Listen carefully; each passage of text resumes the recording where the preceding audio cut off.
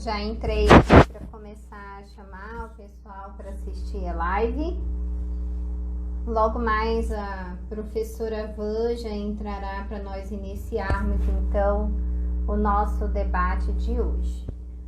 Boa noite ao povo do Facebook e boa noite aos que estão entrando aqui no Instagram também. Logo mais, faltam alguns minutinhos aí, logo mais a gente já conecta com a professora Vanja para iniciar a nossa discussão do dia. Fiquem à vontade, já tragam seus questionamentos para nós iniciarmos então o debate de hoje.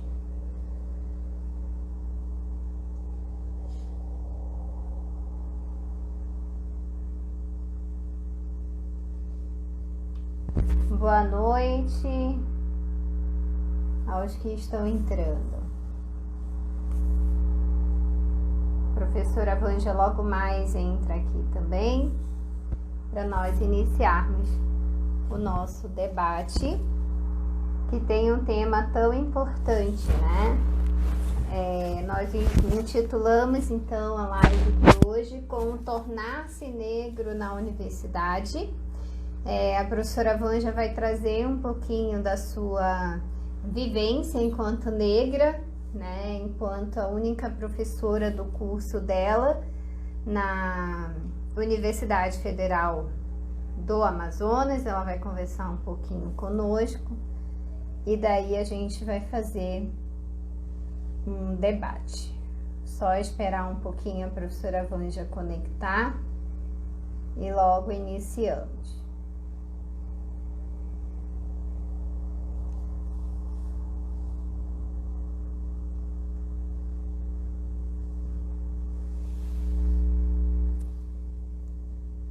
Enquanto isso, eu estou aqui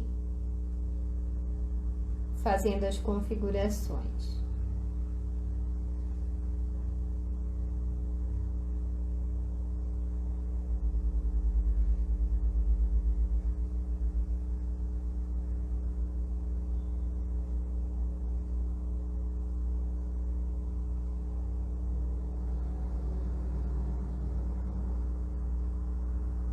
Vamos lá. Bom, então na última live, para quem foi entrando aqui, um pouquinho os participantes sobre os últimos acontecimentos aí que nós tivemos, né, e que isso refletiu bastante na sociedade, que é o tema aí do que aconteceu com George Floyd nos Estados Unidos, aconteceu com o menino João Pedro no Rio de Janeiro, tivemos o caso do Miguel, outros que já passaram e que continuam aí acontecendo no mundo, no Brasil, né? E que nós precisamos refletir um pouquinho sobre essas questões na sociedade, principalmente no Brasil, né? Qual que é a nossa realidade, como que nós vamos intervir nisso, como que nós queremos, enquanto sociedade, agir e refletir sobre esse tema da negritude, principalmente falando aí um pouquinho do embranquecimento da sociedade brasileira, né, onde a pessoa negra, a pessoa preta, ela passa por um processo de autoconhecimento e de reflexões, né, muito antes do que a universidade. Mas o tema, ele foi sugerido pela professora Vanja mediante a vivência dela como negra, né, o pai é negro e a mãe não, mas ela tem essa vivência, tem a experiência, principalmente falar um pouco da questão do empoderamento. Eu estou falando um pouquinho antes da professora Vanja entrar, né? Ela deve estar conectando já na nossa página. Só falar aqui para ela entrar logo na página para nós, então, iniciarmos aqui. ela está conectando. E daí o que me motivou a convidar a professora Vanja a participar conosco é exatamente ela explicar como esses processos aconteceram na vida dela. A professora Vanja acabou de entrar aqui. Só ela entrar aqui.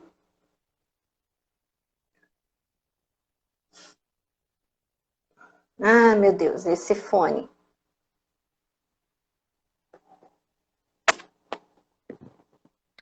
Olá, Boa noite, professora Vanja, tudo bem? tudo bem, Ana? Como vai? Tudo jóia, estamos aqui no isolamento social firme. Tô sabendo, tô no mesmo estado de sofrência. E no mesmo estado de sofrência, exatamente. Vanja, enquanto você entrava, eu já fiz aqui um início, né, para quem está conectada conosco, falar um pouquinho desse nosso tema que nós escolhemos juntas, né, e a partir também da tua vivência, que é o tornar-se negro na universidade, desafios e perspectivas de pensamentos. Uhum. E para esse momento que eu expliquei para quem está nos assistindo, né, que nós vamos falar um pouquinho sobre esse autoconhecimento, né, da pessoa negra, da pessoa preta, como que isso funciona, né, para essas pessoas. E que na outra live, na última live, eu falei um pouco sobre esses acontecimentos, mas eu não tenho espaço de fala como você tem, né? Então é tão importante a gente trazer pessoas que realmente têm a vivência, a experiência, né? Eu tenho na deficiência, você tem na questão da negritude, e daí a gente traçou alguns aspectos importantes aí para nós estarmos conversando, e eu queria que você iniciasse com a tua apresentação, falando um pouquinho da tua formação, né, da tua experiência de vida, para nós já iniciarmos esse bate-papo. Tá bom. Bom, obrigada pelo convite, Ana e Anne, minha amiga, que fez, né, o intercâmbio entre nós duas. É sempre legal trocar experiências, né, e trocar questões sobre esse assunto. Eu me sinto, assim, muito grata de ter essa oportunidade de conversar um pouquinho sobre a minha história e sobre as minhas questões dentro desse tema, assim. Bom, eu sou professora do curso de teatro da Universidade do Estado do Amazonas. Eu sou de São Paulo e fui para o Amazonas no concurso. Até o presente momento, eu era a única professora negra do corpo docente, mas agora entrou outro professor substituto que também é negro, que se autodeclara negro, então, né, tem mais gente. Desculpa, engasguei. Não tem problema. E eu trabalho com interpretação teatral, trabalho com performance, trabalho com crítica teatral. Eu sou doutora em artes cênicas pela Unicamp, tenho mestrado em comunicação e semiótica pela PUC São Paulo e minha graduação é na Unesp, São Paulo. É engraçado que quando você veio conversar comigo, ele falou, Vanja, você faz parte de algum movimento negro? Como é que é a sua história com a negritude e tal? E aí eu conversei com você, não faço. Então, por que eu tô aqui, né? Né? Eu sei que eu tô num lugar muito específico de fala, né? Eu sou uma pessoa negra, me entendo como uma pessoa negra, mas aí, por isso que eu sugeri para Ana esse tema tornar-se negro na universidade, porque eu me descobri negra na universidade. Então, como esse processo de entrar numa universidade pública foi importante para eu lidar com a minha identidade negra, para eu conseguir assumir essa identidade negra que antes eu queria esconder. No sentido Sim. de, vamos pensar, né, um pouco a questão do colorismo, né? Eu sou filha da miscigenação brasileira, né? Então, minha mãe é mais lida como branca socialmente, meu pai é mais lido como negro, indígena socialmente, eu sou filha dessa mistura. Então, pensando o colorismo, né, que para trazer a noção do conceito bem rapidinho para vocês, o colorismo ele vai te trazer benefícios, né? Ele também pode ser chamado de pigmentocracia, dependendo do tom da sua pele. Então, quanto mais clara for sua pele, mais benefícios sociais você tem. Então, isso mesmo entre pessoas negras. Uma pessoa negra de pele mais clara, que é o Sim. meu caso, com uma pessoa negra de pele retinta, eu sou mais palatável para o gosto da branquitude, para o gosto da sociedade. Então, a gente pode pensar esse colorismo como uma noção de passabilidade. Então, eu era passada como parda, minha certidão de nascimento é parda, não é negra, né? Então, eu sou passável como parda, né? Em alguns ambientes. Então, até entrar na universidade com 17 anos, eu fazia de tudo para manter esse status social da pigmentocracia, sem saber. Uhum. Mas eu só sabia Uhum. que quando eu voltava da praia e estava muito bronzeada e a pele ficava muito mais escura, a sociedade me via de forma diferente de quando eu era aquela pessoa cinza paulistana, que paulistanos são cinzas, né? Para todo mundo, independente da cor, tem aquele tom acinzentado, né? Então, eu querendo ou não, eu deixava meu cabelo mais baixo, né? Não deixava assim com os cachos, por exemplo. Por mais que eu tente, eu não consigo fazer um black, meu cabelo é muito fininho, mas assim, eu não deixava ele tão pra Aham. cima, fazia uns relaxamentos, meio que ele ficava meio ondulado, deixava a sobrancelha mais fina, tentava não pegar sol, aí fazia aquela maquiagem meio rosinha, com uma boca, assim, ou seja, eu falseava uma branquitude e atuava no mundo para ser mais palatável para o ambiente onde eu circulava. E eu fui perceber isso na Aham. universidade. Então, acho que por isso que eu Aham. propus esse tema, tornar-se negro. Né? Pra gente... Tornar-se negra. E daí é interessante, né, professora Vanja, que a... vocês estão ouvindo a Vanja falar? Eu recebi aqui uma mensagem que não estão te ouvindo. Não estão me ouvindo? Ixi, Maria. Agora Deixa eu ver. Vamos ver aqui se está acontecendo alguma coisa. tá bom.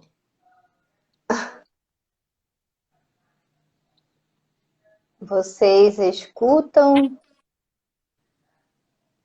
Pode Ah, estar ótimo, alguém mandou. tá aí. Ah, a Victoria enviou. Pronto. Tá. Então, ótimo. Então, esse espaço, Vanja, que você fala também, é um pouco do que o negro ele sofre, né? E ele precisa aí desse, vamos dizer assim, ele se pode até se reconhecer negro, mas para a sociedade, para ele não sofrer o bullying, não sofrer as questões, né, divergentes, aí ele acaba fazendo o que você comentou agora no momento, né? Exatamente. Performava uma branquitude, assim, para ficar mais Isso. palatável ao gosto da sociedade, né? Ótimo, exatamente. E daí foi por conta disso também que quando nós estávamos traçando, né, essa discussão, nós comentamos a questão do vídeo, né, da fala do ministro, né, Do em Weintraub, né? relação do Waltraub em relação a essas questões. Eu queria que você comentasse um pouquinho, né, a tua visão, que tem esse espaço de fala aí, para que nós possamos discutir. Tá. Ana, logo um pouco antes da gente começar, eu estava revendo o vídeo da reunião ministerial para lembrar, para deixar fresco na cabeça, mas é um horror, né? Esse que hoje em dia já é ex-ministro da Educação, né? É engraçado, né? Por um lado, a gente está falando da importância de se tornar negro na universidade, de entender a universidade como um espaço de liberdade de pensamento e de assumir uma identidade e tudo isso. E, ao mesmo tempo, a gente tinha um ministro, né, porque agora a cadeira está vazia, completamente contrário a essa posição, né?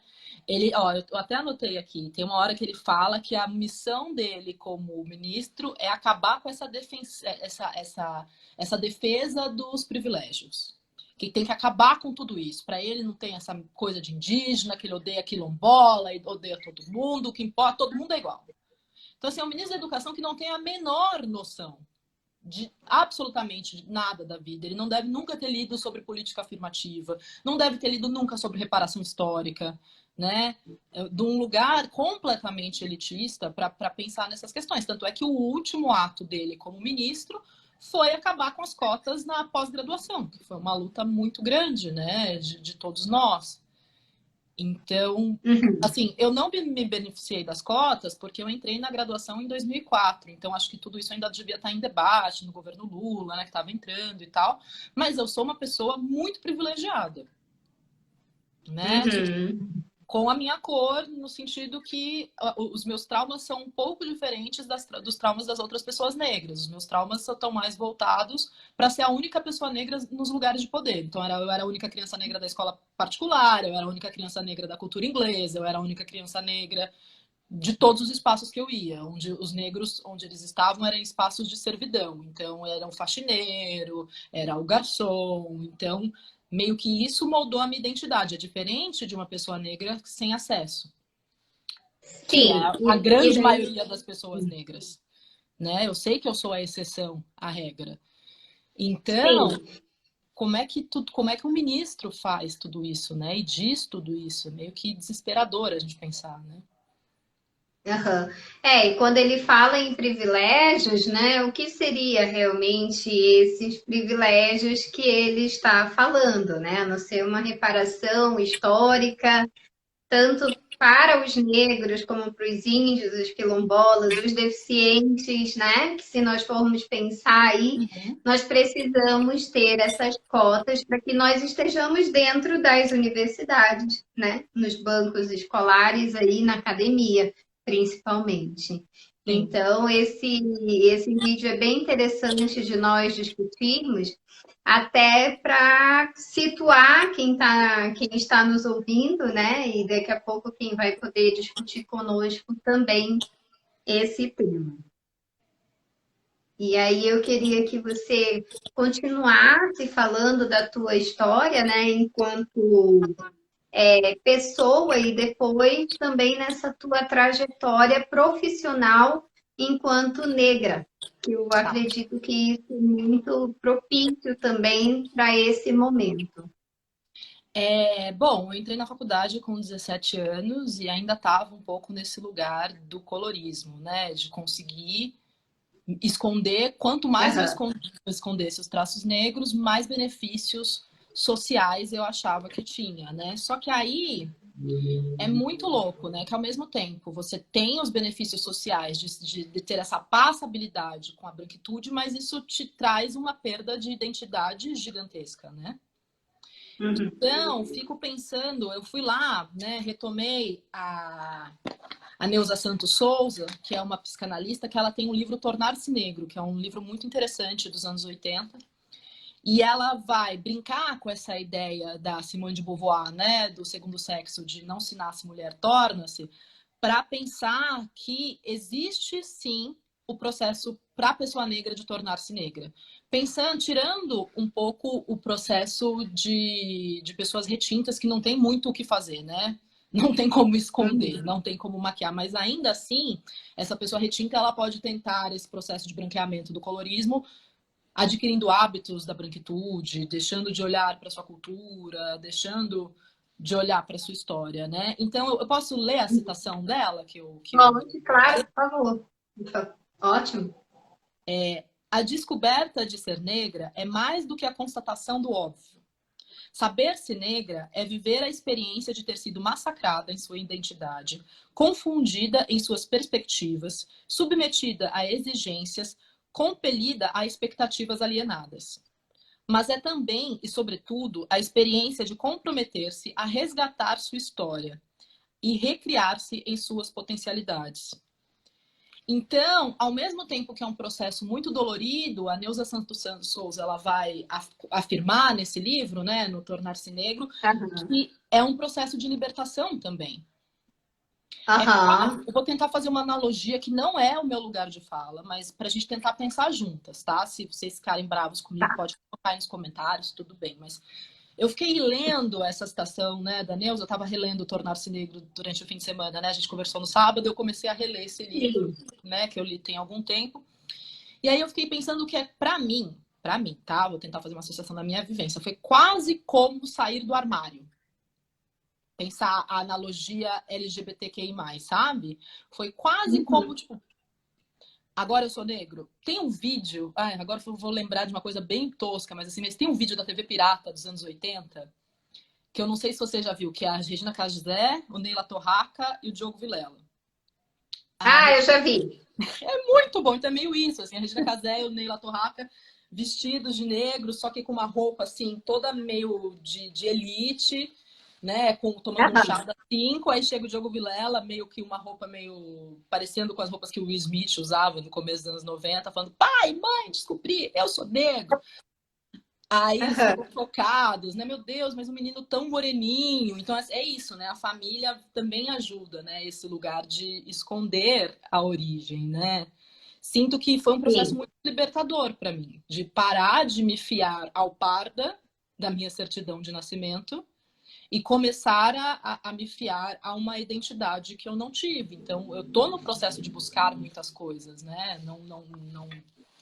Foi um pouco, a gente conversou um pouco, né? Porque às vezes quando eu me coloco como professora negra, as pessoas também têm uma exigência do gueto, né? Eles querem que eu coloque um turbante, uma saia rodada, bata um tambor e fale do afoxé, o que é lindo. É muito maravilhoso e interessante, mas infelizmente não é o meu histórico. Eu sou paulistana, cresci meio que na vida paulista, estudei, eu não bato tambor do afoxé. Gostaria muito, estou inclusive nesse momento buscando entender mais sobre os tambores, sobre o afoxé, sobre o candomblé, sobre essa minha história que me foi negada. Porque eu fui criada numa família cristã. Sim. Então, isso foi muito legal de acontecer na universidade, e acho que o ponto-chave para a gente conversar é que eu vejo isso acontecendo com os meus alunos. Exatamente a mesma coisa que aconteceu comigo lá em 2004, 2005, quando eu ingressei na universidade, eu vejo acontecendo com os meus alunos hoje, 2018, 2019, 2020. O mesmo processo desse como negro ao longo dos anos da universidade. Então, assim, a pessoa que entrou de cabelo alisado sai de Black Power, toda empoderada, né, no último ano da faculdade. E esse processo é muito bonito de ser visto, né, de acompanhar. Sim. E quando você fala do gueto, né, professora Vanja, nós discutimos isso no sábado. É um espaço muito comum, né, que se abre. Por exemplo, eu como deficiente, né, nós temos que policiar muito a sociedade, porque como palestrante, professora, muitas vezes o que vem até nós é essa demanda, né, de falar do que nós somos. Por exemplo, você é uma pessoa com deficiência, você tem propriedade de fala, e tenho mesmo. Porém, não só disso eu sei falar, eu posso ser chamada para outras questões também, para falar de outros conteúdos e contribuir da mesma forma, né? Sim. Então, às vezes eu sinto que em algumas bancas ou em alguns ambientes eles me colocam meio que como a cota. Meu Deus do céu, falta uma pessoa negra ali. Cadê? Vamos chamar a Vanja aqui. E tudo bem me chamar, eu acho importante essa coisa da representatividade, mas o problema desse lugar do gueto é querer jogar o pesquisador, a pessoa negra, para um canto, né? Você só pode falar disso, você só é nessa caixinha que você cabe. Deixa o resto da academia para as pessoas brancas, né? E eu vivo brigando um pouco com isso, porque parece que a pessoa negra ela não tem direito a encantamentos.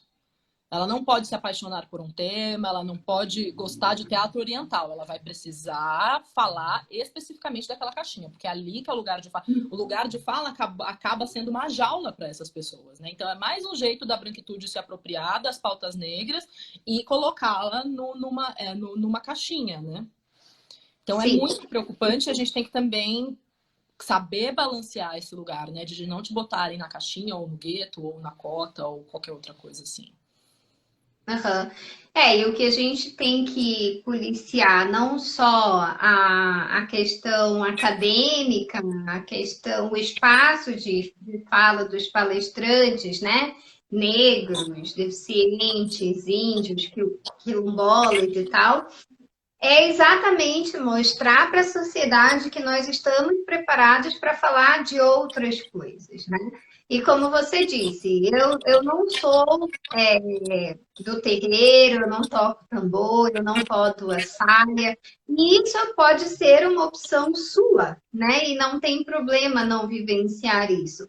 Apesar de hoje você buscar o conhecimento em livros, né? Passar isso para os teus alunos, você não nega essa tua história. Você apenas não vivencia isso como uma opção de vida, né? Um estilo de vida. Acho que isso tem muito a ver um pouco com o que a gente discutiu no sábado, Ana, com o embranquecimento da academia. No sentido que eu sei que uma faculdade de artes cênicas foi muito interessante e muito importante para eu me entender como pessoa negra. Mas, ao mesmo tempo, a gente continua estudando, naquela época, né, 2004 a 2007, quando eu fiz a universidade, a gente continua estudando homens brancos heterossexuais, em sua maioria europeus. Sim. Então, eu sinto que. E eu não tinha essas referências em casa. Então, eu sinto que também, parte de eu não ter ido mais para esse lado, foi também o fato de não estudar autores negros e pessoas negras na universidade. O máximo que a gente estuda em teatro, ou estudava na época, era o Teatro Experimental do Negro, do Abdias Nascimento, e acabou. Beijo, vamos pro próximo tópico. Então, também tem isso. Eu sinto que eu fiquei muito sem referências para pesquisar. E quando você. É claro, né? Por exemplo, eu não tenho pais que são do movimento negro, eu não tenho pais engajados com isso, eu não tenho referências em casa. Na universidade eu não vejo. Então, esse processo de tornar-se negro, ele acaba sendo muito cambaleante. A gente vai entendendo aos poucos, meio que por si, numa forma autodidata, buscando lugares, de espaços de conversa, buscando referências, meio que, né, caminhando numa Sim. corda bamba, né? E na verdade é o que nós colocamos no sábado, né? Você na sua academia não vivenciou, né, a literatura com autores negros. E eu sou formada em letras, também não tive essa vivência, né, de literatura com autores negros. Então já começa por aí também. A questão que nós falamos, né? Aonde estão os autores negros? Qual é o espaço que eles ocupam nas novelas, no teatro, né? Na academia, onde eles estão? Se eles estão no espaço que realmente é propício para a formação deles, ou eles estão no subemprego, por exemplo, Com né? A certeza. mesma coisa que acontece com o deficiente também. Então, isso é importante nós falarmos um pouquinho. Então, é muito difícil. Eu sinto que provavelmente, né, eu entrei na faculdade no comecinho da era Lula e agora eu entrei para ser professora, eu comecei a ser professora de universidade de 2010 para 2011.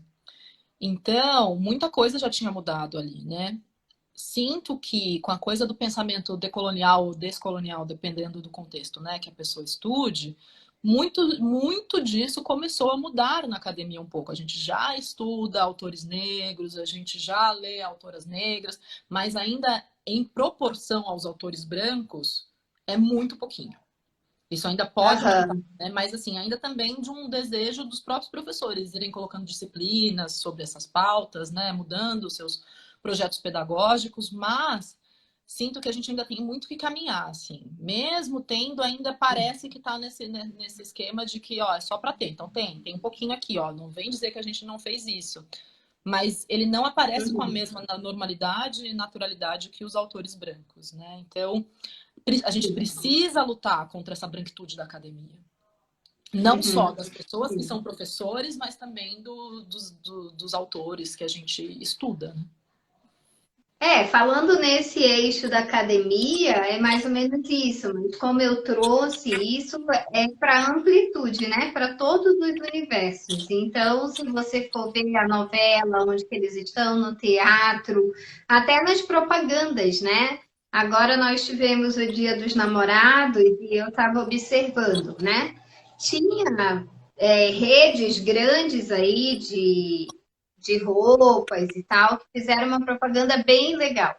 Porém, se nós formos analisar, tinham os negros, os asiáticos, os quilombolas, mas a pessoa deficiente não tinha, né? Então, para você ver como que é esse entrave, né? Nós muito falamos e pouco fazemos. Então, nós ainda estamos nesse processo de inclusão, né? De incluir as pessoas. E como você falou, é uma questão histórica que nós precisamos aí discutir, né? Até trazer um pouquinho a questão das cotas que nós falamos no sábado, que é uma questão ainda polêmica, mas que nós precisamos entender como é que isso funciona dentro da tua visão de pessoa negra, de professora negra, acadêmica, né? Como é que você vê isso para os teus alunos também? Então, na Universidade do Estado do Amazonas, a gente passa por uma questão bastante específica, que a gente Aham, tem mais cotas para indígenas do que cotas para negros. Se eu não me engano, a gente tem cotas para indígenas e para estudantes de escola pública. Porque a gente tem uhum, mais pessoas de ascendência indígena, né, prestando vestibular. Mas, por conta da questão indígena ser tão forte lá, eu sinto que os alunos negros, eles chegam um pouco confusos com a própria identidade, assim. E aham. aí eu tenho alguns estudantes que estão começando a se autodenominar afro-ameríndios.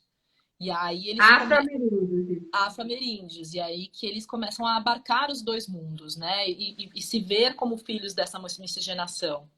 É muito interessante. Então, acaba que, né, você me perguntou, mas como é que você começou a pesquisar? Como é que você foi buscar?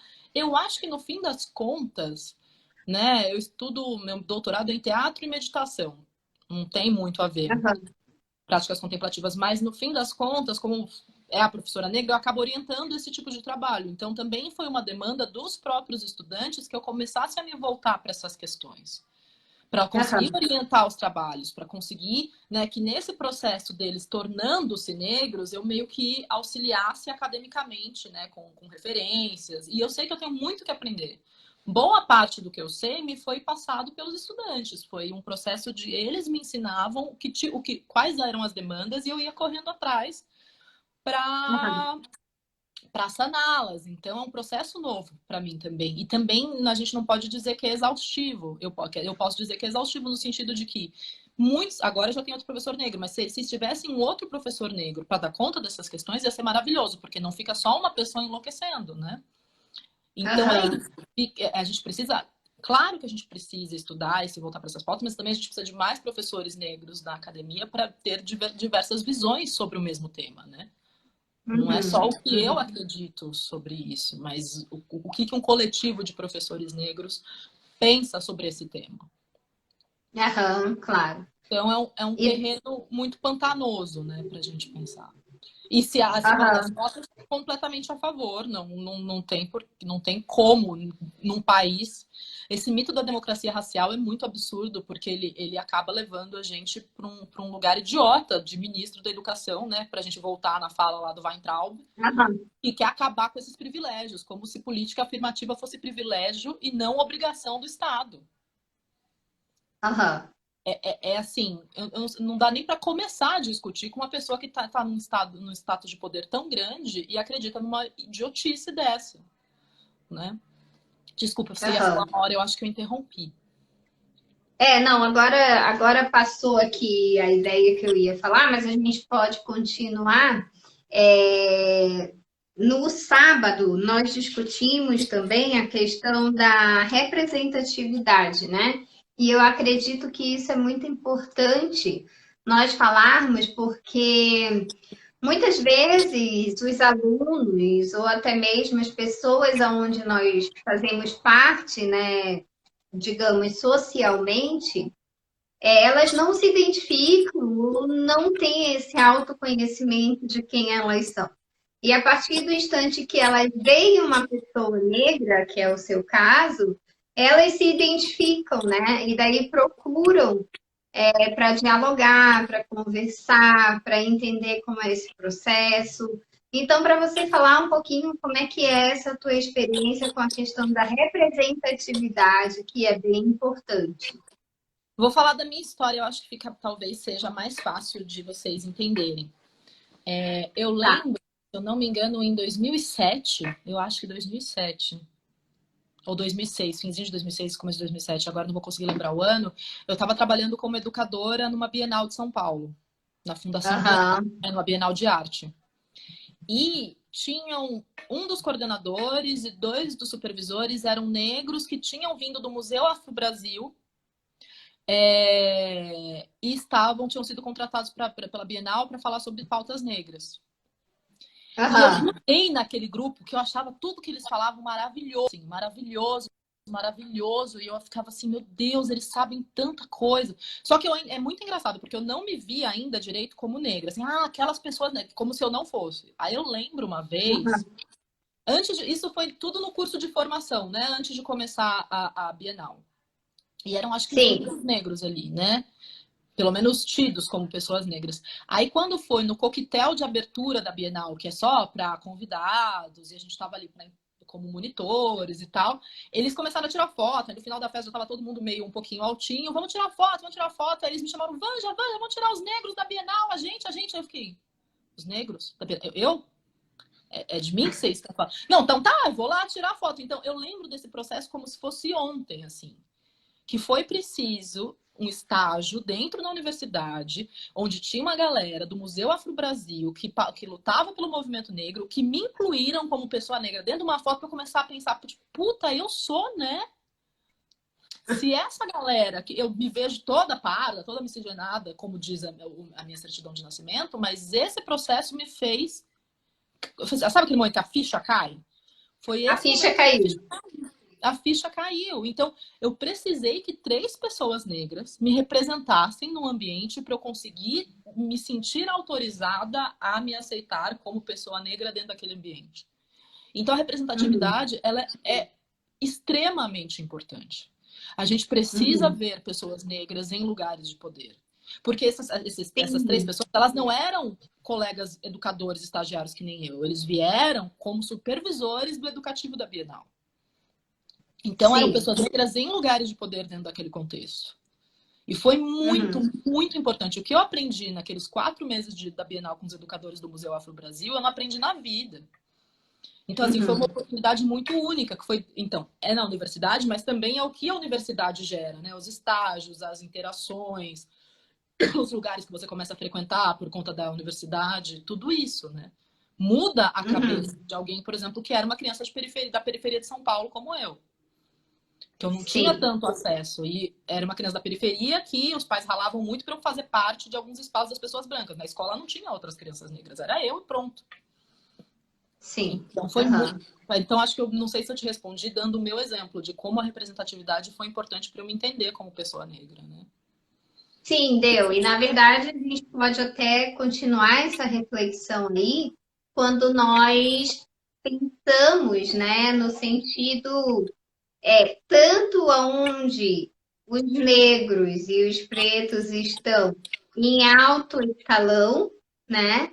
Como também onde estão os alunos, como você falou da escola pública, né? E que são destaques, né? São Sim. alunos destaques, são alunos que se esforçam, alunos que estão lá na vida, que lutam pela causa, não pela causa, mas que obtêm bons resultados, né? E que daí pode quebrar vários paradigmas que tem aqueles guetos, como você falou, né? Em cima da pessoa negra. Porque nós temos alguns estigmas que já colocam em cima, né? Da gente. Você como pessoa negra, eu como pessoa com deficiência. Então, isso também é importante de nós refletirmos. Putz, mas quem será? Qual é o negro que está em alto escalão? E qual foi o negro reconhecido, né, como um aluno destaque, que conseguiu chegar na universidade, que conseguiu se formar, que contaram a história dele e não só noticiaram o menino João Pedro, negro, foi assassinado. Ele não foi baleado, ele foi assassinado dentro de casa Uhum. com não sei quantos tiros, uma criança, né? Então, é isso que a gente precisa um pouco também refletir nesse sentido. É até doloroso, né? Que precisou o George Floyd morrer sem ar, né? Lá nos Estados Unidos, para essa pauta começar a ser pensada aqui, porque são 1000 João Pedros, né, por semana, por ano que passam, né? Cláudias, qual foi o nome daquela menina que a Marildos, aquela família que foi alvejada com 80 tiros. Então é muita gente. Sim. Teve o É Miguel agora também. Teve o Miguel agora, que a patroa não conseguiu ter a paciência de ficar com o menino enquanto a empregada andava com o cachorro. Então, assim, é muito cruel. Aí tem que acontecer um caso George Floyd lá nos Estados Unidos para a gente entrar na onda, para a gente começar a olhar o racismo aqui. Aqui no É muito Brasil, né? isso. Exatamente, porque parece que não existe. A gente já está completamente banalizado nessas questões, né? Então é muito importante que a gente fale das causas negras e se precisar entrar na onda dos Estados Unidos, bora entrar, aproveitar e pegar Sim, a onda deles para conseguir debater essa pauta aqui, né? Porque sim. no fim Hoje até eu das estava assistindo. Hoje eu estava assistindo o jornal Hoje e saiu a reportagem de uma pessoa negra também, né? Não foi assassinada, mas a polícia chegou e um policial ficou no peito do rapaz, né? Até ele ficar asfixiado. E aí colocaram ele dentro da viatura da polícia, desmaiado ali, e ele não pôde nem se expressar, né? Ele não teve esse lugar de fala.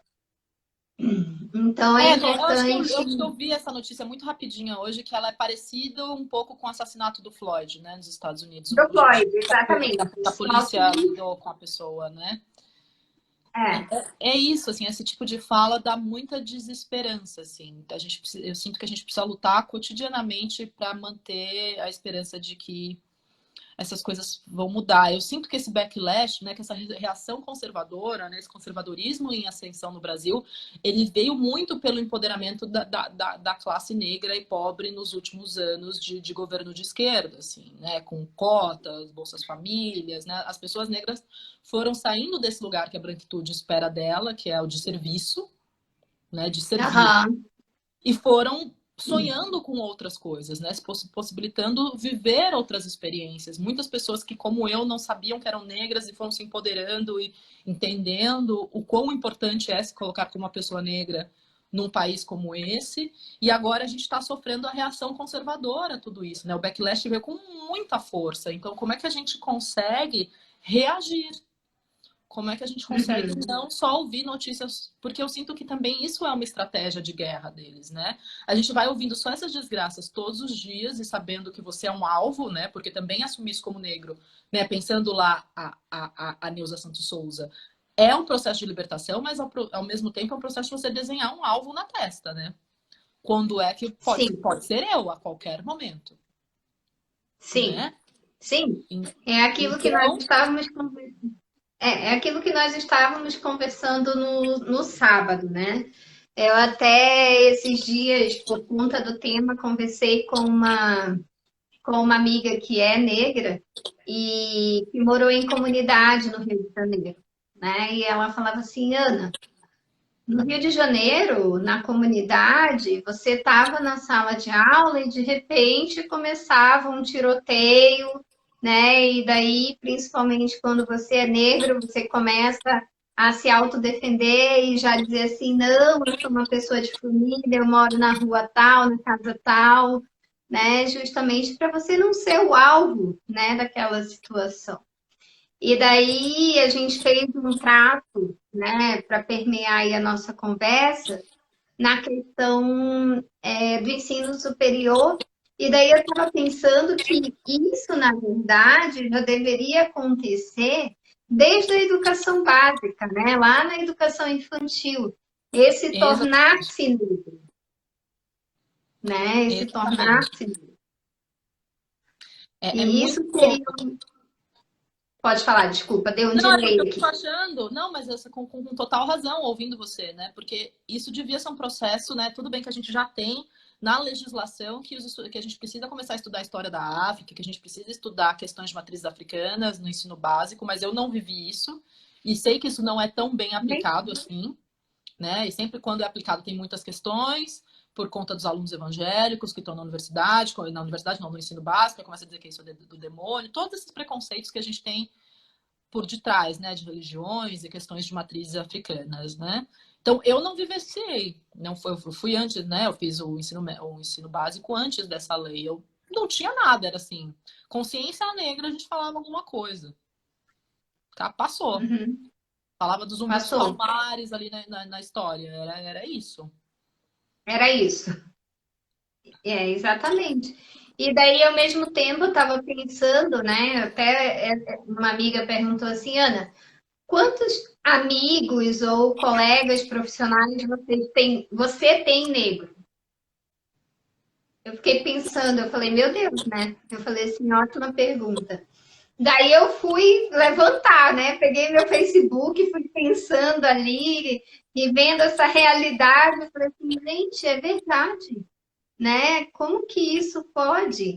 Eu não lembro na minha educação, no ensino fundamental, de ter colegas negros. Eu lembro na universidade, já na pós, no mestrado, sim, daí eu lembro, né? Na questão da, como eu falei ali, da necessidade da escola, né? Já tratar desse tema que é tão importante, né? Da negritude, do negro, do preto, mas por um viés não da história do Brasil, né? Mas eu, como criança, como é que eu faço uma questão de consciência, de representatividade? Então, você mostrar para essa criança desde cedo que existem, né, as questões de raça e tudo mais, mas que nós podemos conviver. Mas isso é uma desconstrução, não é assim, né, de hoje para amanhã que nós vamos alcançar. Mas isso seria o ideal, né, se nós começarmos a trabalhar esse tema desde cedo, desde a infância. Então, Porque nós... Oi, pode falar, não, é professor. só porque eu lembrei que a minha, se eu for pensar, a minha escola fez justamente o contrário. Ela só não tinha questões negras, como foi o lugar que eu mais sofri racismo em toda a minha vida, que eu trato até hoje na terapia. Então, talvez pelo fato de eu estar numa escola que aparentemente eram para pessoas brancas e eu ali podia ser vista como uma invasora para aquelas pessoas, era assim, de macaca para baixo, do primeiro ano do ensino fundamental até o segundo ano, até o último o ensino médio. Aí só quando eu mudei de escola, fui para uma escola um pouco mais aberta, é que isso passou, mas era um inferno. Então eu fico pensando que esse processo de embranquecimento, né, do colorismo, né, de tentar não mostrar os meus aspectos negros, veio muito das violências que eu sofria na escola. E que Sim, os adultos eram coniventes ali, porque eles viam eu sofrendo violência e não faziam nada. As professoras, ó, e professores fingiam que não era com elas, que não tinha nada a ver. Então, não é nem só ensinar as pautas negras, né, e tratar isso com delicadeza no ensino básico, assim, é também não deixar que as crianças negras sejam alvo de violência. sim, é É, você é um chamar, processo muito complicado. sim, é você chamar o tema para pauta, né? Não é você esconder, é você dizer assim, olha, Ana Regina, você viu o que você fez? Você entendeu o que você fez com um colega? Vocês estão vendo que isso não está certo? Por que que não está certo? É discutir, né? Mas a escola, ela agora que vem com esse movimento, né? Quando veio a questão do bullying, a lei do bullying. Então, agora que a gente começou a despertar, por exemplo, quando começou a gordofobia, quando começou o bullying contra as pessoas com deficiência, quando os negros começaram a sofrer ali um bullying. Então, é algo que você só vai fazer, né, quando você tiver uma lei por trás. Né? Tem a lei do bullying, então eu preciso fazer algo dentro da minha escola para defender esse ser humano, né? Não é algo espontâneo. Eu estava até lembrando aqui que logo que começou essa lei do bullying, nós levamos para discussão na universidade, e daí a pessoa falou assim: ah, mas para que eu vou chamar um tema desse para pauta com os meus alunos, né, se não tem representatividade?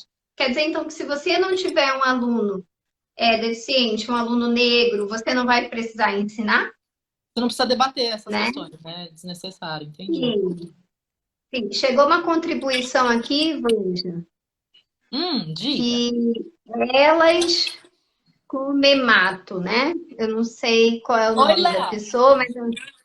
Hã? Acho que é uma aluna minha, Léo. Ah, Diga. tá. Ela está dizendo assim. Estava conversando esses dias que nos anos 90 se tratava como bala perdida, entre aspas, o que hoje sabemos que essas balas sempre vão parar na pele de cor preta. Uhum. E daí ela continua aqui embaixo. E esse é. Ah, e esse é o papel do governo: criar leis para proteger quem precisa de maior proteção. Daí a Anne falou aqui, duas grandes amigas e dignas da inclusão. A Vitória falou aqui também. Um fato, um fato que me surpreendeu nos últimos dias foi a quantidade de pessoas brancas que foram expostas no último mês por entrarem nas universidades públicas utilizando cotas. Ah, sim, é importante a gente falar disso, né? Porque mesmo um sistema desse, a gente pode burlar por conta da autodeclaração, né? Por isso que a gente que começaram a existir bancas, né?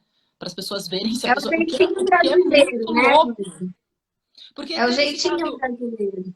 Porque teve esse caso na UFMG, né? Eu acho que foi o mais famosos, porque a galera da medicina, muita gente entrou e que já estava no meio do curso, que é, sei lá, loiro de olho azul e que entrou com cota negra, né? E vai naquela, minha tataravó era Taravão. negra e não sei o quê. Mas assim, se a gente for pensar por sangue, tudo isso muda. Tudo isso pode mudar a ascendência. O que importa é a casca, porque vai ser como é que você vai ser lido socialmente. Esses Sim, dias, eu fiz aqueles testes de DNA, sabe? Que vai ver a sua ancestralidade. E o resultado saiu um sim. pouquinho depois do que a gente conversou. Segundo o meu teste de DNA, eu sou 56% europeia, mas isso não aparece na minha pele. Dá pra entender? Uhum. Se a gente for, ai, porque a minha ascendência é X, a minha ascendência é Y, a gente não chega em lugar nenhum. O que a gente vai Sim, sofrer é a coisa da passabilidade, é o que está na nossa pele, é o que está no nosso rosto, é o que mostra como a gente é lido socialmente e que sim. tipo de resposta a gente vai ter da sociedade a partir disso. Então, Sim, essa leitura social é que é muito impressionante, né? Como exatamente. a Luísa colocou aqui agora. Preciso reeducar a gestão escolar, né? Não adianta, exatamente, não adianta nada se a gestão escolar não tiver sintonizada com esses temas, né? Porque ela vai passar por cima, ela vai silenciar casos de racismo, como foi o meu caso. A gestão escolar todinha sabia que eu sofria muita violência naquela escola e eles optaram por silenciar. Eles tinham muito mais alunos brancos, eu era a única aluna negra, era muito melhor beneficiar os alunos brancos da escola, né? Sem tocar nessas pautas. Sim. A Anne colocou aqui uma contribuição que ela diz assim: o que vocês acham do último decreto do ex-ministro da Educação? Nós já falamos sobre isso, que retirou o direito de cotas para negros e negras e indígenas. Como será que vai repercutir de forma imediata? A Anne está falando. Eu vi hoje, eu estou abrindo aqui o computador, mas eu vi hoje uma postagem da Jandira Fegali, Ah, senadora, não, sim. deputada federal, dizendo que o STF tinha entrado e que ia cair isso. Deixa eu dar uma olhada.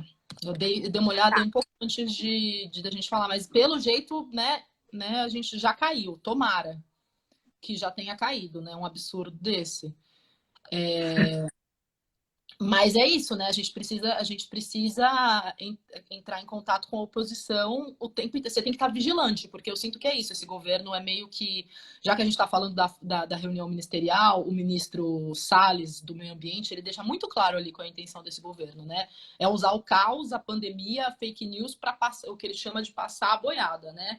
Passar todas essas pautas reacionárias enquanto a gente está focado em outra coisa. Então, eu sinto que é meio isso. Eles deixam a gente enlouquecido com tanto absurdo que eles dizem e vão passando essas pautas bombas na boiada, né? Então, a oposição precisa estar muito atenta para fazer tudo isso, né? Entrar com representação. Aham. Tô... Eu ainda tenho esperança, professora Vanja, de que, como o ex-ministro saiu, né, que eles tenham, assim, um pouco de.